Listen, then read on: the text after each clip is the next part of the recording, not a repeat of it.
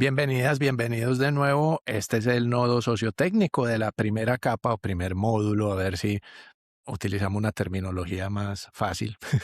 De la primera capa del Seminario en Inteligencia Artificial y Educación. Estamos hablando sobre el prólogo y el primer capítulo del libro de Melanie Mitchell, que es la lectura que les estamos proponiendo para comprender el abordaje desde la dimensión sociotécnica. Gödel Eskerbach, o una eterna trenza dorada, entre tantos otros nombres pues en los que se le ha puesto la traducción en español de este libro. Hablemosles un poco a las compañeras y a los compañeros de esta figura tan importante, porque Hofstadter en el comienzo del libro es protagónico. ¿Cierto? Es esencial y es algo, es un gesto que considero muy bello, es un gesto pedagógico, porque el que la profe nos hable de él como lo hace es lo que nos alentó a algunas y algunos a leerlo, ¿cierto? A propósito además del librito de las 1000 páginas que tienes por ahí pendiente. Entonces, y porque además nos transmite también una idea bella sobre lo que significa la formación en el sentido de el lugar que ocupan quienes nos acompañan y nos orientan en estos procesos, como le pasó a la profe Melanie Mitchell con Douglas Hofstadter, ¿cierto? Así es. Tanto buscarle, insistir para que le aceptara como director en el programa de doctorado y luego encontrarse con este referente. Además, a Hofstadter le debemos también cosillas relacionadas con la industria del entretenimiento, ¿cierto? Suéltala. The Big Bang Theory. Sí, profe. O sea, Me que eh, el nombre Hofstadter, ¿cierto? Es el que lleva uno de los personajes de Big Bang Theory, lástima. justamente en honor a este profesor del que habla tanto la profesora Melanie Mitchell. O sea, te he corchado. Lástima Me que es en un dominio, llevo. es en un dominio que no da cum laude ni nada, ¿cierto? Pero bueno. Entonces, hablemos sobre Hofstadter Joyner, ¿cierto? Y la importancia que tiene para el despliegue narrativo que hace la profe Melanie Mitchell en este libro, porque muy importante al principio y muy importante al final.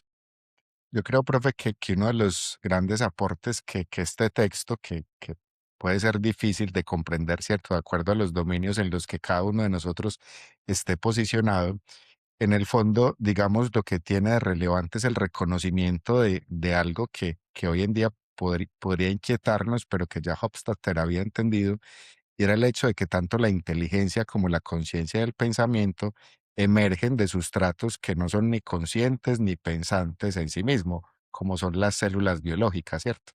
Entonces, digamos que de alguna manera en ese texto donde él se aproxima desde las matemáticas, pero también de aquello que le gusta como la música y como El la arte, literatura, el arte, el exactamente, arte, el arte. Esker. y logra, digamos, esas comprensiones donde defiende aquello que nos es profundamente humano, ¿cierto?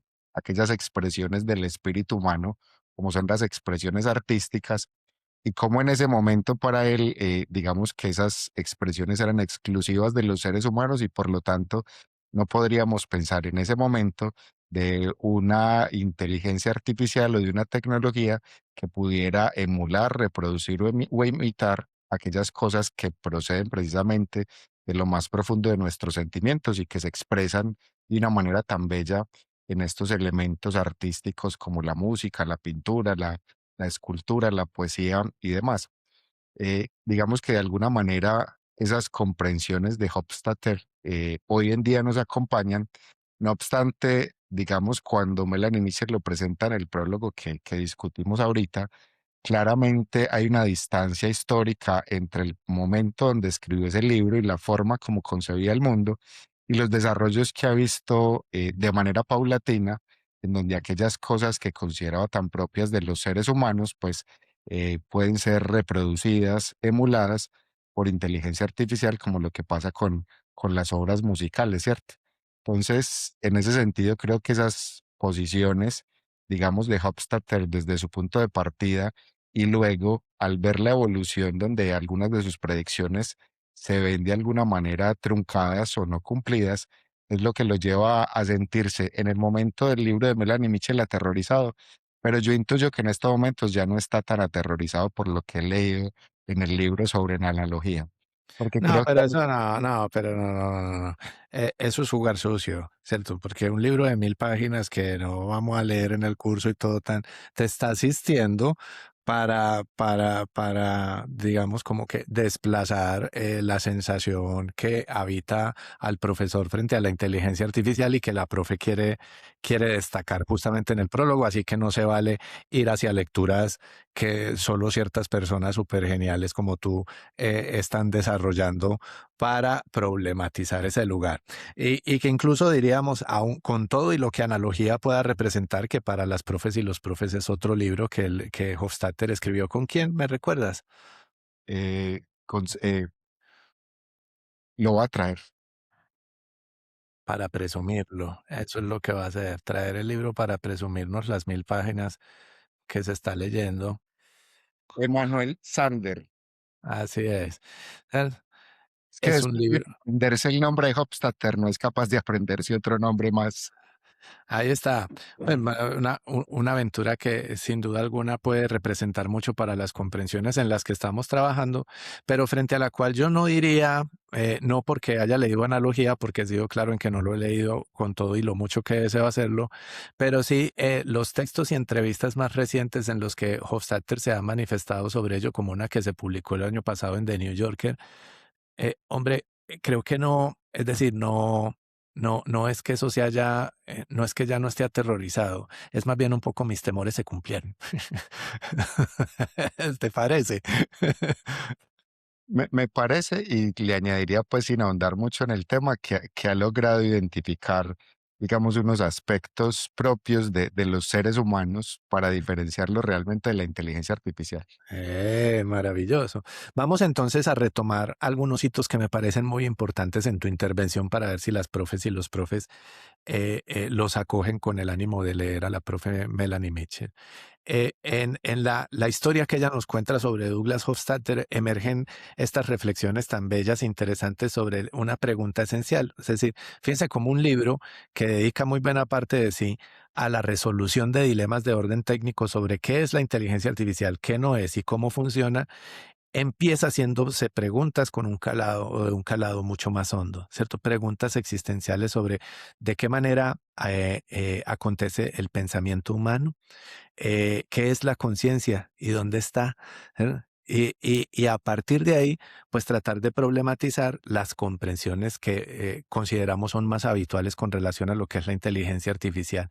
La emergencia de patrones en formas de organización de información como una composición musical o los dibujos de Escher. No me atrevería a hablar del teorema de Gödel por obvias razones, pero son estas instancias las que motivan a Hofstadter a abordar la pregunta, ¿cierto? Porque no es tanto resolverla, sino abordarla.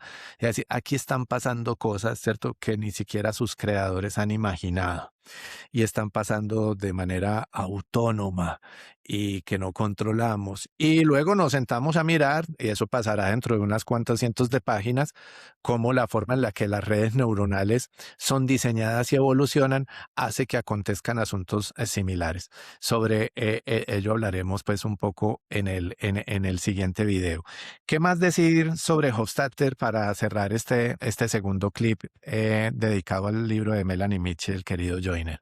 Yo creo, profe, que esa visión que nos presenta Melanie Mitchell entre Hofstadter y los ingenieros de Google precisamente destaca lo que este seminario quiere hacer para nosotros y es ponernos en perspectiva crítica, ¿cierto?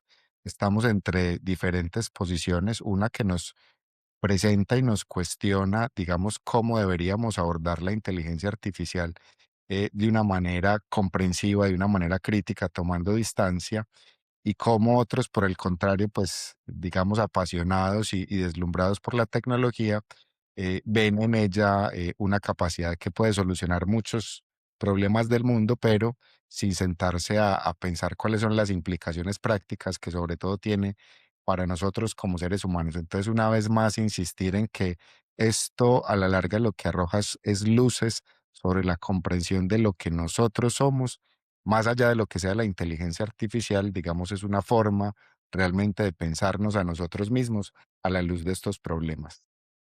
Maravilloso y te agradezco mucho que nos compartas estas resonancias en un espacio como el que queremos disponer para las profes y los profes. Cerramos entonces este segundo clip en el que hemos querido hablar de esta figura. Pues ustedes, probablemente la mayoría no hayan leído el texto al aventurarse en la visualización o audición de estos videos. Douglas Hofstadter es un físico, matemático, un científico muy importante en el campo al que estamos dedicados en este curso.